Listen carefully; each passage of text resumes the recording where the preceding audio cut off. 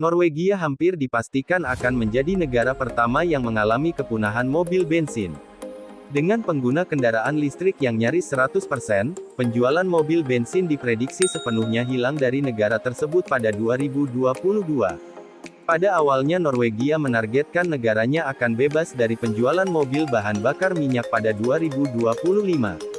Namun perkembangan terbaru menyebutkan kalau negara tersebut bisa tak lagi menjual kendaraan bensin pada April tahun 2022.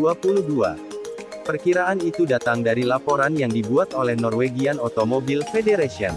Disebutkan kalau dalam beberapa waktu terakhir, penjualan mobil berbahan bakar bensin menurun secara konsisten.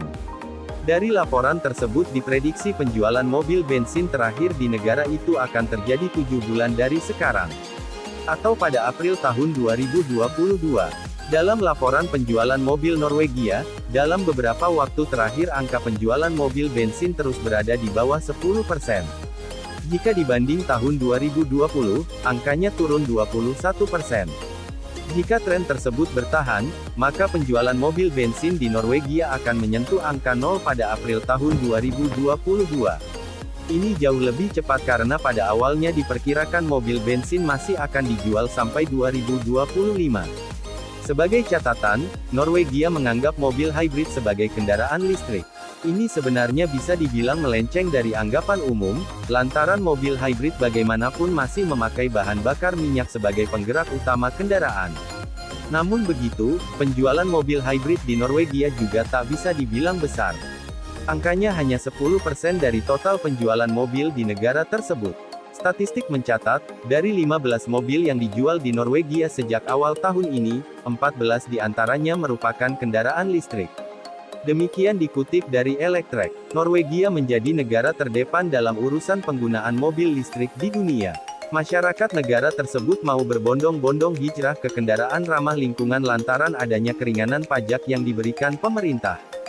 Selain itu pemerintah juga menambah pajak bahan bakar minyak, yang membuat harga bensin terasa jauh lebih mahal ketimbang mengecas baterai mobil.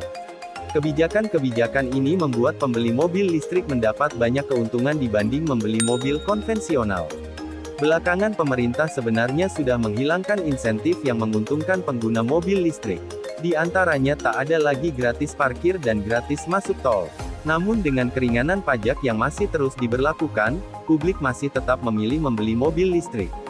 Disebutkan juga kalau publik Norwegia saat ini memiliki beragam pilihan merek dan tipe mobil listrik. Selain itu mulai tercipta kultur dan tren dalam masyarakat untuk membeli mobil listrik, lantaran mereka sadar dalam beberapa tahun ke depan mengisi bensin di SPBU akan sangat sulit dilakukan karena jumlahnya yang terus berkurang. Saat ini banyak SPBU di Norwegia yang sudah beralih menjadi stasiun pengisian daya mobil listrik.